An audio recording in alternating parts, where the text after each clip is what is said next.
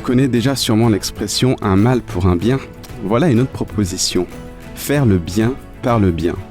Tu veux en savoir plus ? Rendez-vous samedi à 2h, 11h et 21h avec nos 3 animatrices, animateurs et leurs invités pour une belle heure de partage, musique et réflexion. Auditeur, auditrice, bonjour. Si tu le veux bien, je m'invite là où tu es pour passer un petit moment avec toi. D'ailleurs, je ne suis pas seul car nous avons une petite équipe qui venons régulièrement dans les maisons, dans les voitures, dans tes oreillettes afin que l'on puisse ensemble découvrir la Bible et les trésors qui s'y cachent. J'avais presque envie de te souhaiter la bienvenue, mais comme on s'invite chez toi, je peux te dire que merci beaucoup de nous avoir invités. D'ailleurs, je te présente Marina et Stéphane. Bonjour. Bonjour. Hello. Nous avons le plaisir d'accueillir pour la première fois Pierre Vadimon. Alors Pierre, tu es infirmier en psychiatrie, c'est ça ? Et tu fréquentes l'église de Renan. Est-ce que tu souhaiterais ajouter quelque chose d'autre à ta présentation ? Ce que je peux dire de plus, c'est que je suis marié, que j'ai un enfant, une grande fille, et que je suis aussi un grand-père d'un petit garçon. Wow. Bah alors félicitations. Merci. C'est super. Et que vas-tu nous partager aujourd'hui ? Je vais aborder un thème que je trouve facile, mais en même temps qui serait peut-être compliqué à expliquer. C'est le terme du bien par le bien. Du bien par le bien. Voilà. Ok. Sympa. Faire le bien par le bien. Ok. Eh bien, que l'Esprit te guide, Pierre, Merci. et que nous soyons pleinement accompagnés par lui aussi, afin qu'il nous dévoile ce qu'il veut nous révéler aujourd'hui.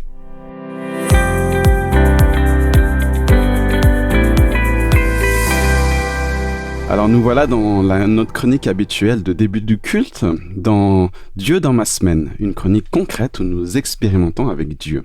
Alors Marina, que souhaites-tu nous partager ? Alors, je vais vous raconter une petite expérience qui s'est passée durant mes vacances d'été. Déjà te dire, peut-être, cher auditeur, et ici aussi dans ce studio, que j'ai, messi, toujours beaucoup de chance. Alors, je dis toujours chance avec des guillemets, hein, on se comprendra après. Et ce jour-là, avec mon conjoint, mon fils, direction le port de pêche, on va aller faire une petite balade en bateau et fidèle à ma chance, je fais quelques pas et je tombe sur un magnifique billet de 20 €. Même pas plié, tout neuf, apparemment tout droit de sortie la banque, hein, forcément génial. Problème, ce n'est pas le mien.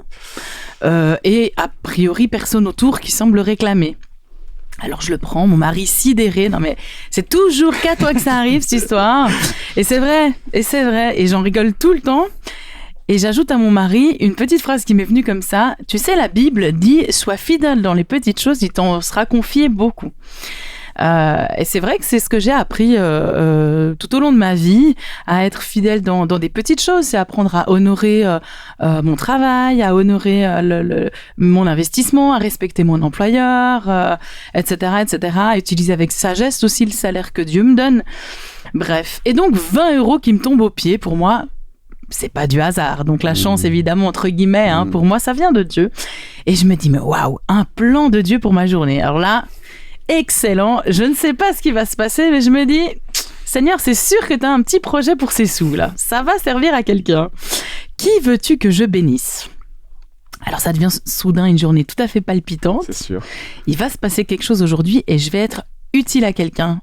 À qui probablement il manque en tout cas 20 €. Bon.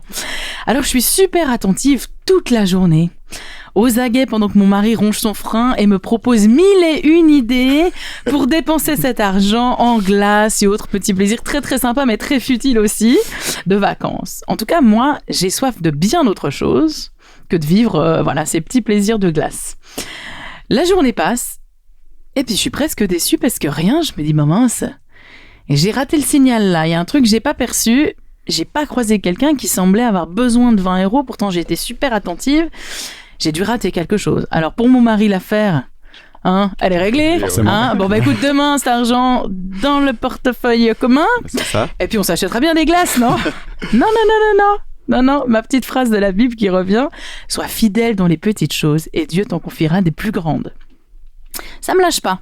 Ces sous, on n'en avait pas besoin. On avait prévu des vacances, on avait notre petit budget de vacances. Ces 20 € sont arrivés miraculeusement, mais j'en ai pas besoin. Je pourrais en avoir envie, mais c'était pas un besoin. Et j'avais envie de m'inscrire dans qu'est-ce que Dieu voudrait que je fasse de tout ça. Alors, finalement, dans toute cette histoire, ces 20 euros sont toujours dans ma poche. J'attends, je me dis, Seigneur, c'est quelque part, tu vas y répondre. Il y aura un besoin à un moment donné qui va combler auquel, en tout cas, ces 20 euros vont pouvoir combler. Mais voilà. Finalement, ce qui m'intéresse dans toute cette histoire, c'est de reconnaître les regards qu'on peut avoir différents sur une situation.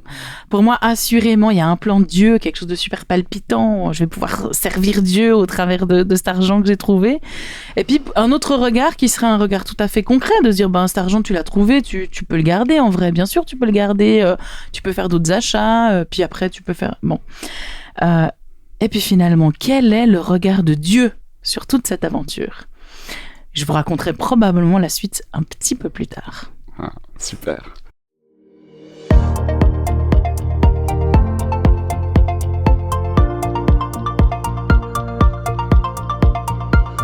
Alors j'aimerais t'encourager par un verset court mais efficace. D'ailleurs, c'est toi Marina qui me l'a soufflé.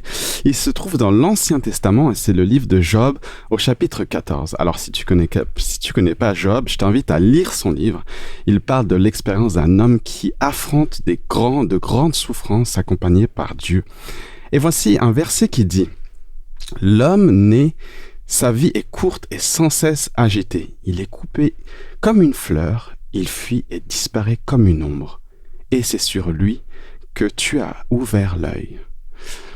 Il décrit l'homme avec un grand H comme presque insignifiant, une vie courte, sans cesse agitée. Alors venant d'un homme qui a souffert comme Job, ça peut presque se comprendre. Mais ce qui est intéressant, c'est que malgré que l'humain ait une vie courte, malgré l'humain sans cesse agité, qu'il fuit, qu'il disparaît comme une ombre, Job remarque que Dieu, lui, pointe son œil sur ces gens-là. Il remarque que Dieu ouvre l'œil sur la personne qui pense que sa vie ne vaut rien. Alors, quelle que soit la situation que tu traverses, sois encouragé.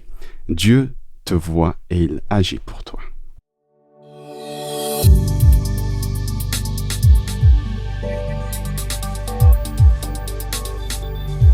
Bienvenue dans la chronique Louange en musique de notre culte espoir. On va commencer par un chant.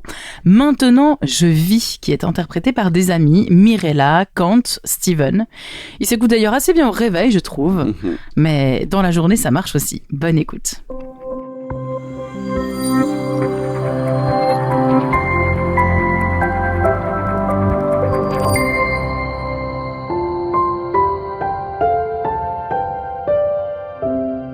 Nous voilà dans la chronique Dieu agit, une chronique axée sur le témoignage authentique. Alors Stéphane, la parole est à toi.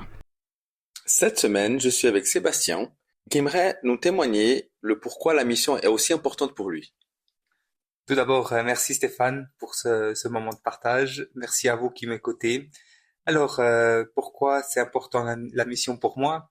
Parce que j'ai été le fruit d'une missionnaire qui est arrivée ici et qui a pu me transmettre le message de Dieu, qui est si important aujourd'hui dans ma vie et qui a bouleversé toute ma vie. Alors aujourd'hui, je suis un fruit de quelqu'un qui venait d'un autre pays, qui a transmis les bonnes nouvelles et aujourd'hui, je veux faire la même chose. Je veux transmettre cette bonne nouvelle à d'autres personnes. As-tu déjà participé à une mission?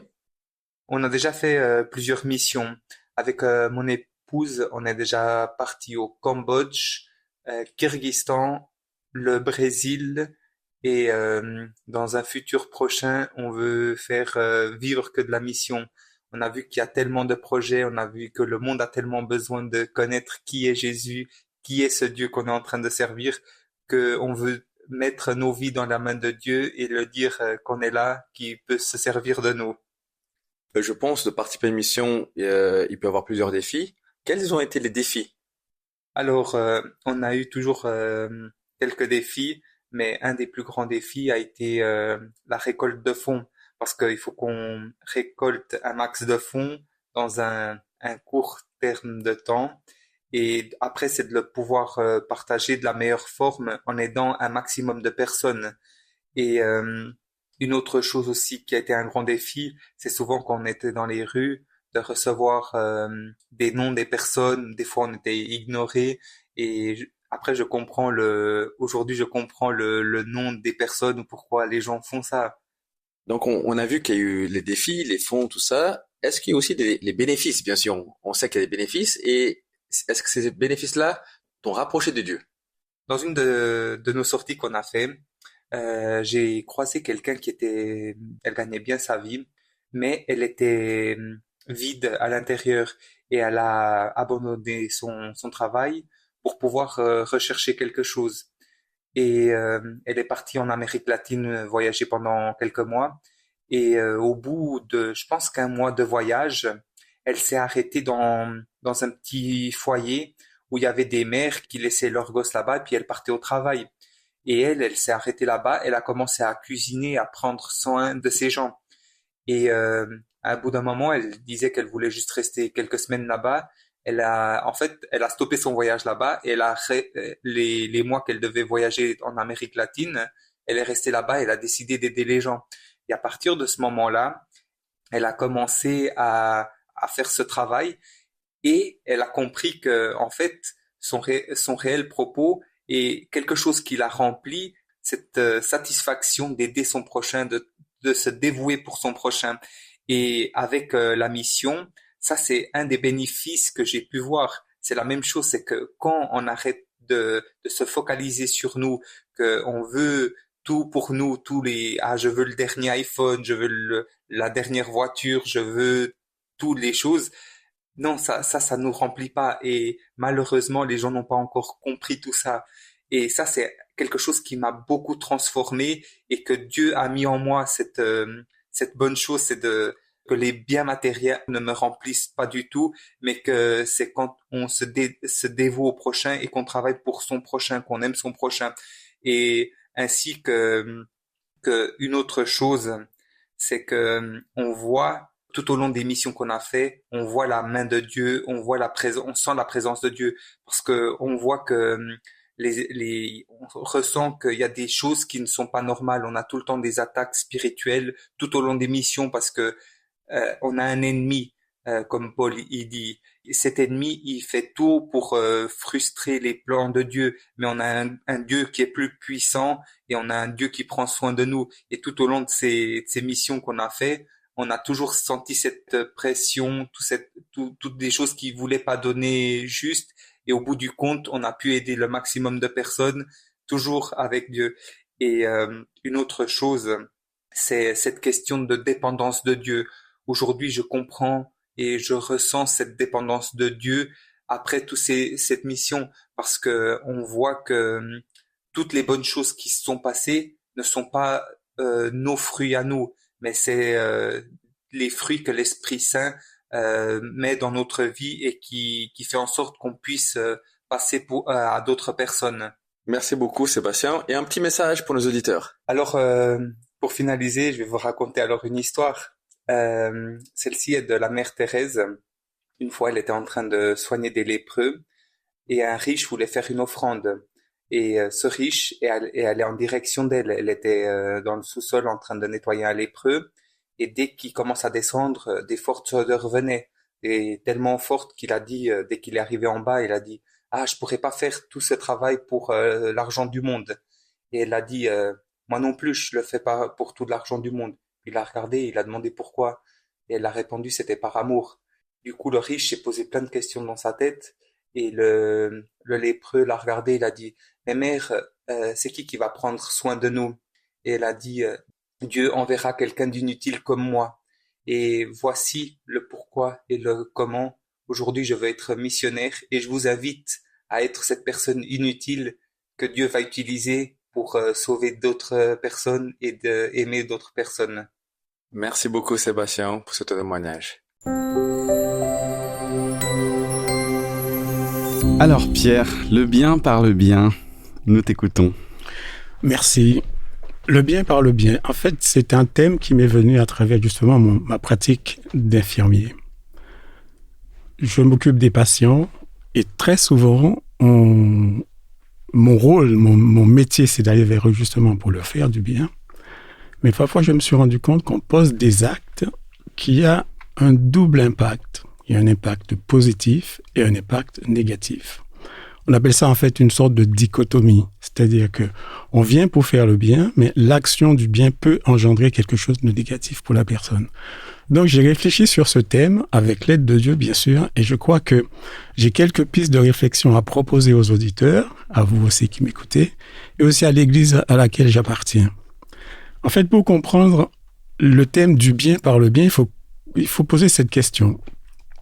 C'est quoi le bien? Le bien, c'est une action qu'on pose pour régler un problème.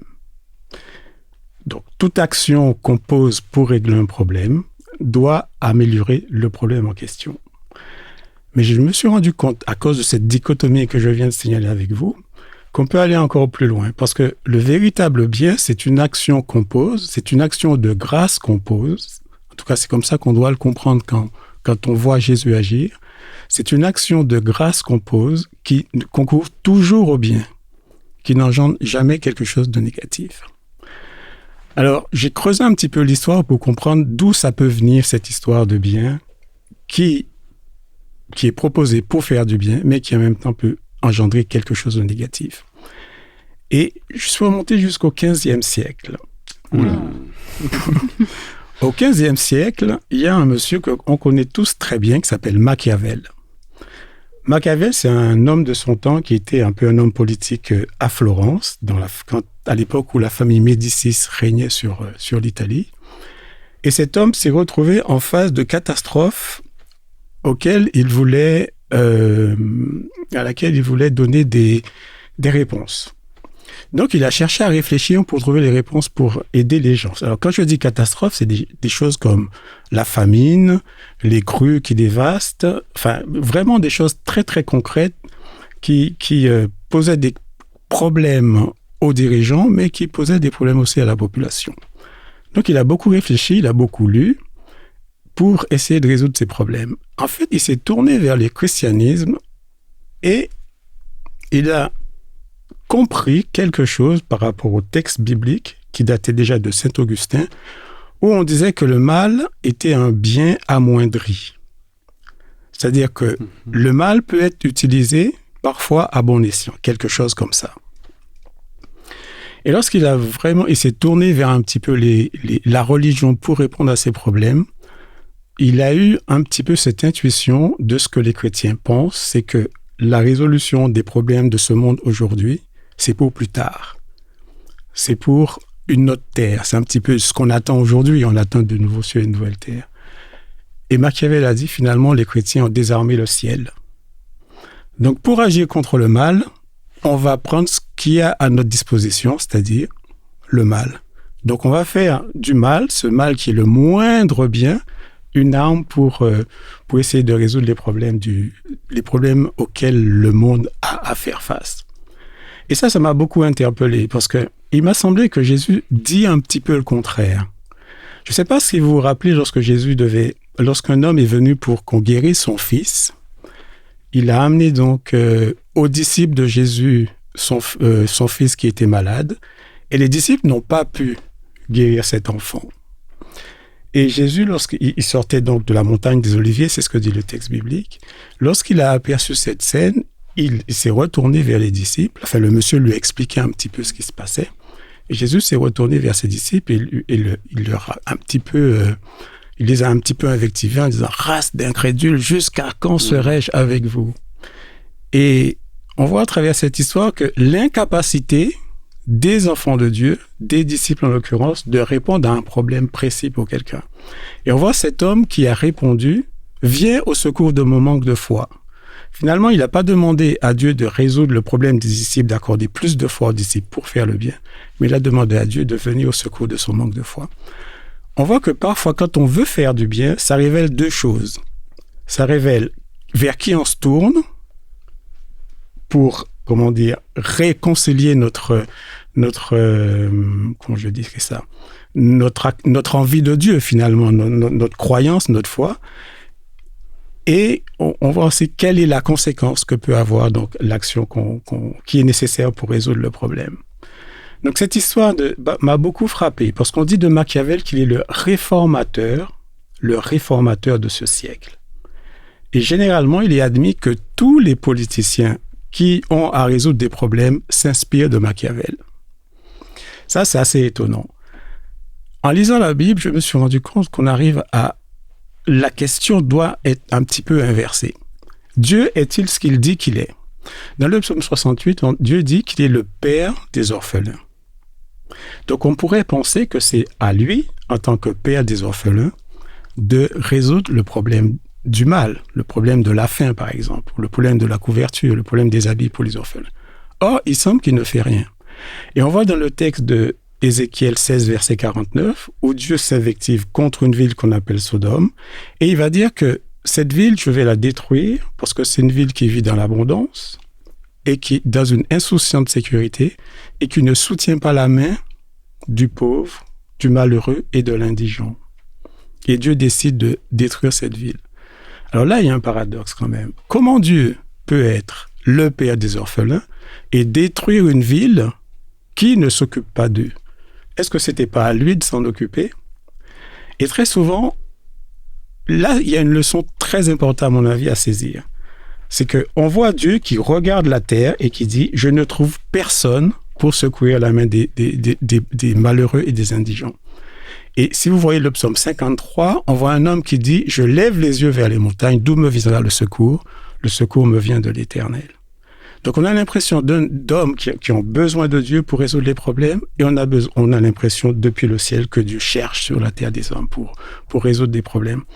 Donc si on ne sort pas de ces deux regards parallèles, on a l'impression, on peut faire comme Machiavel et dire finalement, le ciel est désarmé, le ciel n'agit pas.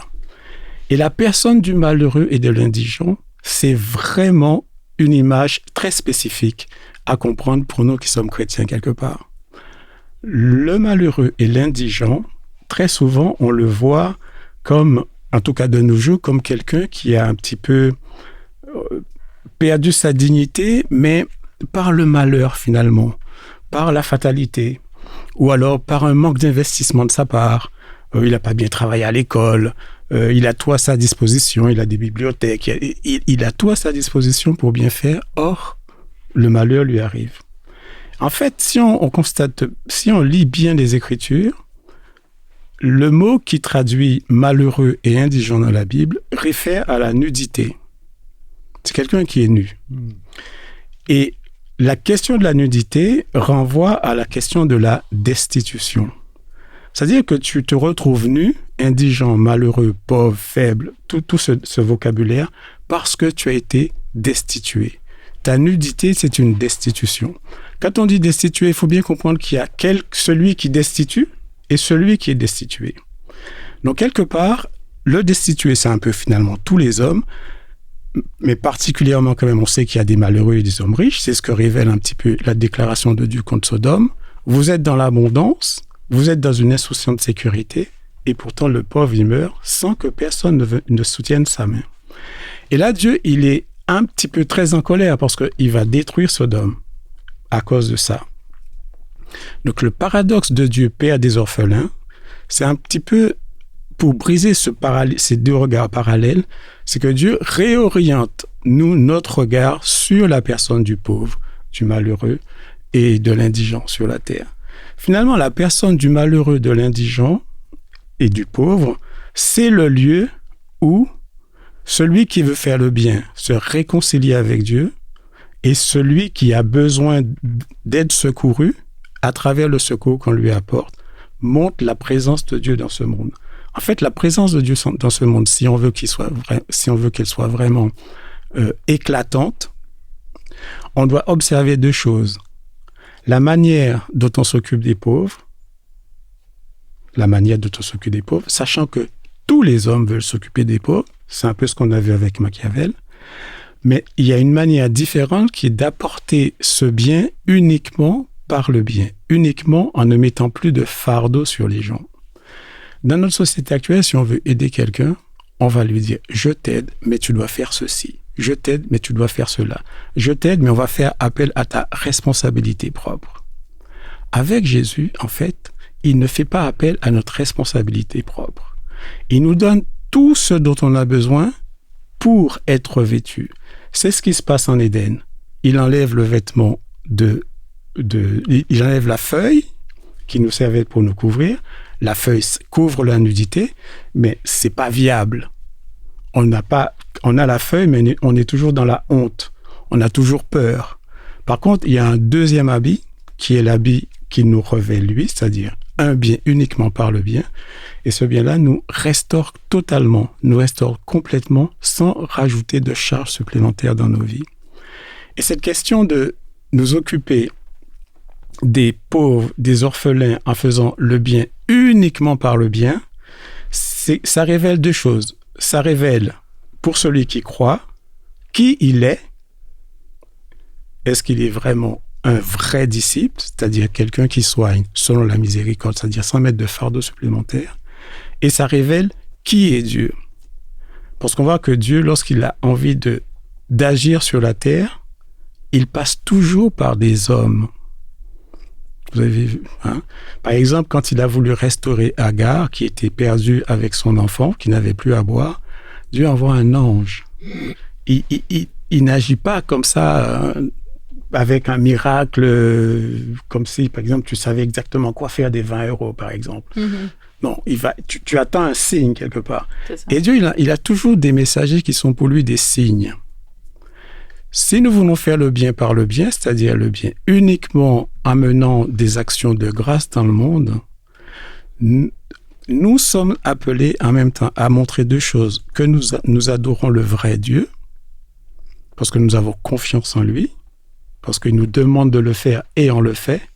Et celui qui reçoit le bien peut témoigner à nouveau de ce qu'il a reçu de la part de Dieu. Donc c'est toute l'explication que j'essaie de porter depuis quelque temps à travers mon métier, c'est que on doit apprendre à faire le bien par le bien. Il y a je crois que c'est un écrivain, je ne sais pas s'il est philosophe, il dit que pour sortir du problème de Machiavel, il faudrait que des gens reprennent à leur compte le bien. Et il disait que si on pouvait amener à bien la résolution du mal, aussi bien avec le bien que Machiavel nous a appris à le faire avec le mal, on montrerait qu'on est sorti de l'empire de Machiavel. C'est-à-dire, si on a besoin d'une réforme aujourd'hui, je sais que dans notre Église, on parle souvent de réforme et de réveil. Un véritable réforme et réveil, ce serait d'apprendre à faire le bien envers les pauvres, les indigents, les malheureux, les considérer non pas comme des fainéants ou des gens qui n'ont pas été assez intelligents ou des gens qui ont tout à leur disposition mais qui n'arrivent pas, mais les considérer comme des gens qui sont des destitués. Et Dieu a un regard spécifique sur les destitués pour leur rendre dignité, honneur, sans fardeau supplémentaire. Ça, c'est la grâce pure. Tu ne le mérites pas, mais je le fais pour toi parce que tu en as besoin. Et ce que je fais pour toi rend témoignage de qui je crois. C'est un petit peu le message que je porte à travers le thème du bien par le bien. Merci.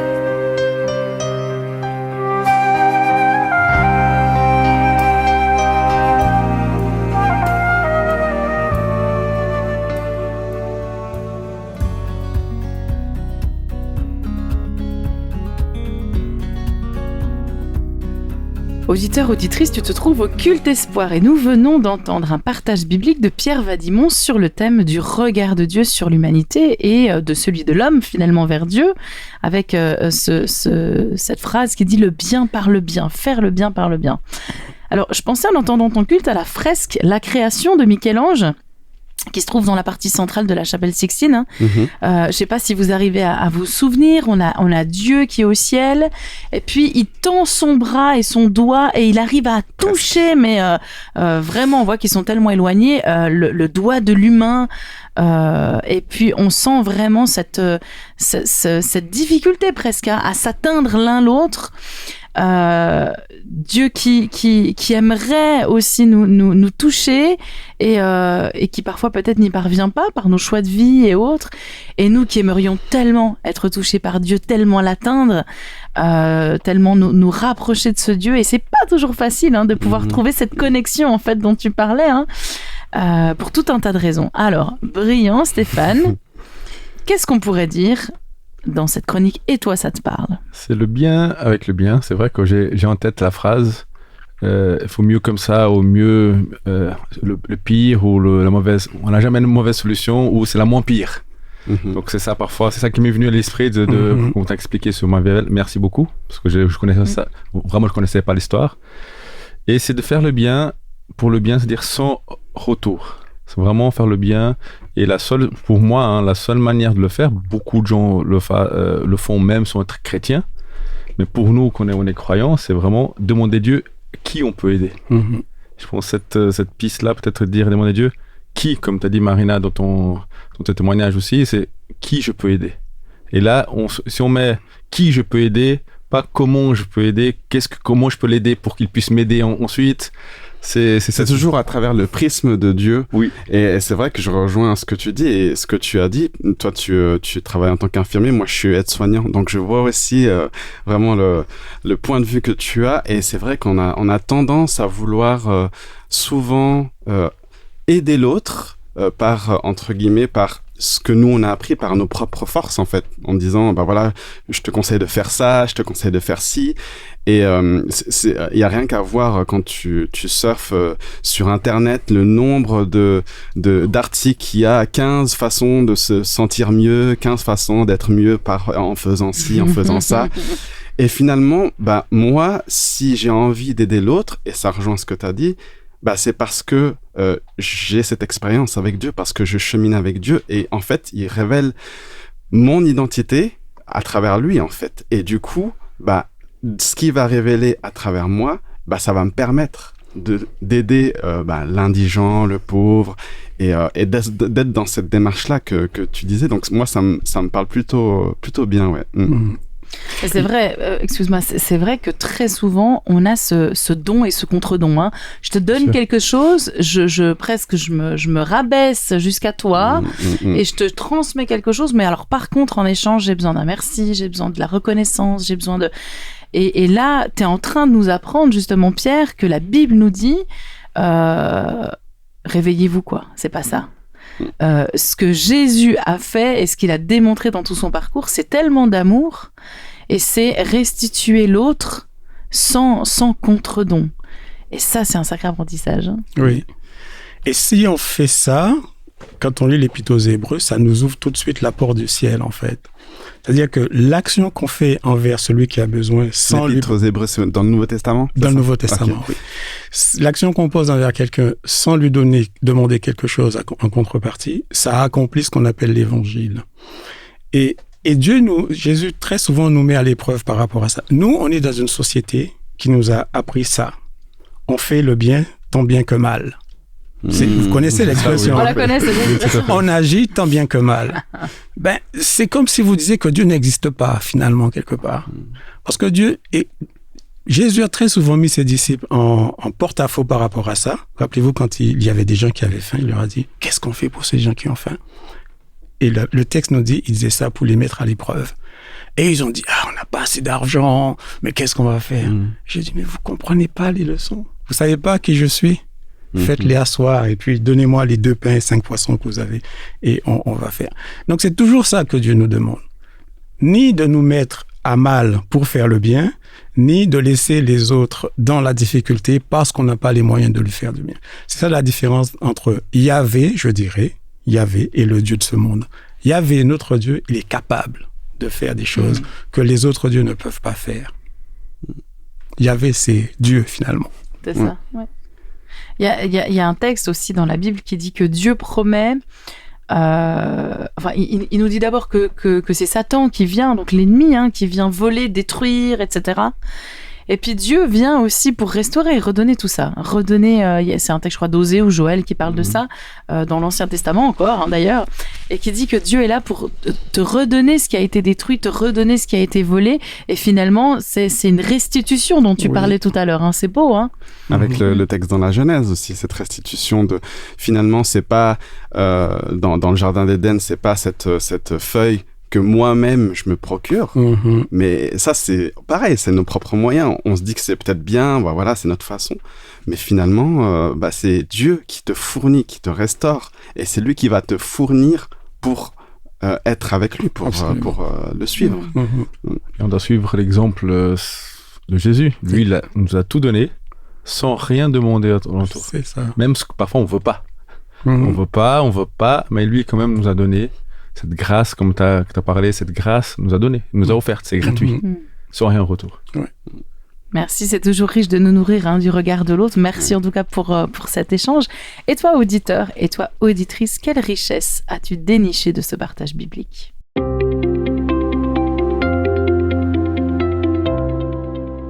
Nous voilà dans la chronique Dieu dans les arts. Oui, parce que Dieu est évidemment le premier artiste, mais il nous comble de dons et de talents en tant qu'humains, ce qui nous permet d'élever aussi sa gloire. Stéphane, quel artiste souhaites-tu nous présenter aujourd'hui ? Donc cette semaine, dans Dieu dans les arts, j'aimerais présenter un homme qui a choisi d'écouter l'appel de Dieu, vraiment faire le bien par le bien. On se trouve son histoire dans un livre qui s'appelle « Dieu pourvoira, la vie de George Muller », écrit par Irene Howat. Donc ce livre raconte vraiment la vie de George Muller. Voici un petit préface du livre, comme ça vous pouvez avoir l'envie de le lire. Très bien. Donc George Muller, c'est un des plus grands philanthropes anglais du 19e siècle. Donc il est né en 1805 en Allemagne, donc c'est un Allemand, mais après il a choisi de faire des études de théologie vraiment en Angleterre, donc il a vécu là-bas. Il est mort en 1898, donc presque 100 ans qu'il a vécu. Donc vraiment préoccupé par le sort des orphelins, livrés à eux-mêmes ou en prison, il s'est employé à héberger et nourrir et vraiment les éduquer. Plus de 10 000 d'entre eux passeraient vraiment dans ces maisons. Mais plus rien ne prédisposait ce fils de fonctionnaire prussien, frivole et dépensier. Un tel engagement, il a fut même emprisonné pour une dette à l'âge de 16 ans. Ouais. Donc vous voyez, c'était pas du tout prévu qu'il fasse ça. Après avoir connu Dieu, par des amis, il est parti étudier la théologie en Angleterre, et avec ce souvenir de cette jeunesse vraiment dissimulée, permis de garder la tête froide. Vraiment, il connaît déjà comment c'est vraiment la difficulté, tout ça. Donc, Dieu lui confie ses grandes responsabilités. Vraiment, c'est magnifique. Donc, il était pasteur, mais pour lui, il n'était pas vraiment suffisant. Là, il est fait vraiment accomplir ce miracle, moi je parle de miracle, c'est qu'il n'a fait aucun appel financier. Jamais il a demandé de l'argent. Vraiment, George Muller se contente de vraiment présenter ses besoins à Dieu, qui honore dans la prière de son serviteur. On estime qu'il a reçu l'équivalent, bien sûr, de l'époque, parce que si on fait aujourd'hui, 150 millions d'euros. Wow. Sans jamais rien demander. Wow. Sa devise était « Si le Seigneur le veut, nous le voulons aussi et le ferons ». Donc ce livre nous plonge vraiment dans l'Angleterre du 19e siècle, qui nous montre que Dieu a la puissance de transformer les vies, que la confiance de sa providence permet vraiment des réalisations à vue humaine qui semblent possibles. J'aimerais juste lire un petit passage, vraiment au moment où il a compris, après un enterrement en fait, il a vu aussi que les enfants étaient orphelins. Donc là, il a compris son message, et après vraiment, pourquoi il voulait le faire. Donc se trouve par rapport à la page 56, il y a des enfants abandonnés à chaque coin de rue, dit Georges à son épouse. Les plus jeunes m'ont dit et les plus âgés se préoccupent de l'argent comme ils le peuvent. J'ai entendu dire qu'il y a des voleurs partout et que certains n'ont qu'en 7-8 ans.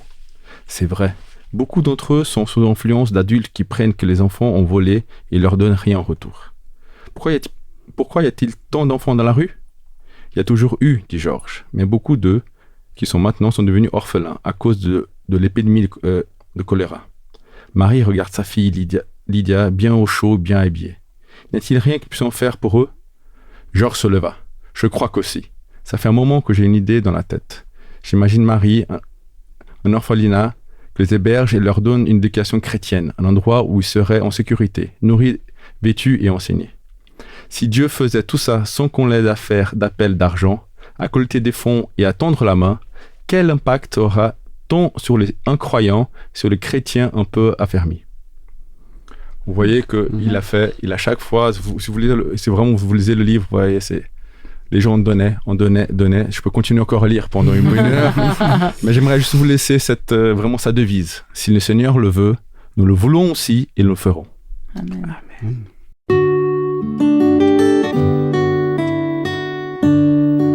J'aimerais t'inviter à un temps de prière au travers d'une prière du prêtre Michel Coast.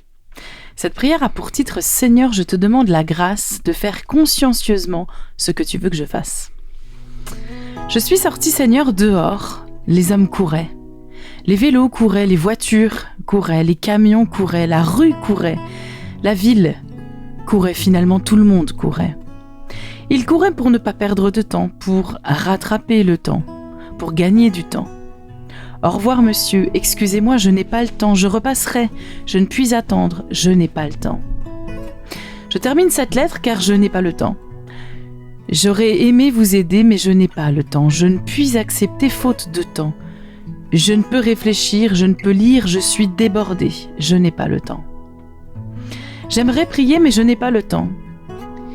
Ainsi les hommes courent tous après le temps, Seigneur. Ils passent sur la terre en courant, pressés, bousculés, surchargés, affolés, débordés. Toi qui es hors du temps, tu souris, Seigneur, de nous voir nous battre avec lui. Seigneur, j'ai le temps. J'ai tout mon temps à moi, tout le temps que tu me donnes. Les années de ma vie, les journées de ma vie. Les journées de mes années, les heures de mes journées, elles sont toutes à moi. À moi de les remplir tranquillement, calmement, mais de les remplir toutes entières jusqu'au bord, pour te les offrir, et que de leur eau fade tu fasses un vin généreux comme jadis à Cana, tu fis pour les noces humaines. Je ne te demande pas aujourd'hui, Seigneur, le temps de faire ceci et puis encore cela, je te demande la grâce de faire consciencieusement dans le temps que tu me donnes, ce que tu veux que je fasse. Ainsi soit-il. Amen.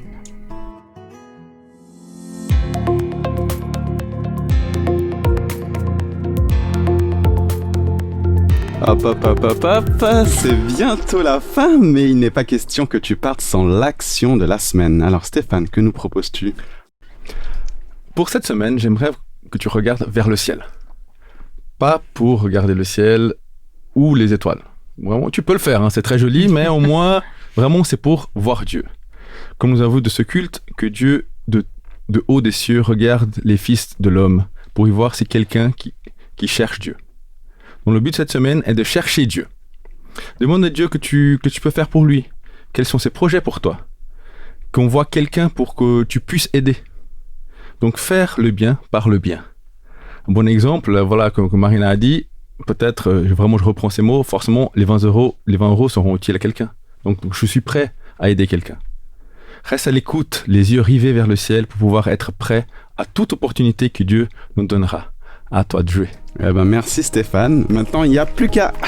Auditeur, auditrice, sois béni dans l'expérience que tu vivras avec Dieu cette semaine. Le culte arrive à son terme. Merci de nous avoir accompagnés jusque-là. Merci Marina et Stéphane pour vos chroniques. Merci à toi Pierre pour ce message. Et nous te retrouverons la semaine prochaine. De quel angle vas-tu aborder cette fois-ci? Donc ce sera toujours le même thème, le bien par le bien, mais à partir d'un texte où il est dit « On t'a fait connaître aux hommes ce qui est bien et ce que l'Éternel demande de toi. C'est que tu pratiques la justice, que tu aimes la miséricorde et que tu marches humblement devant ton Dieu. » Ça va encore plus loin. Ok, merci. Il ne me reste plus qu'à te souhaiter une belle semaine et te dire à la semaine prochaine. Ciao.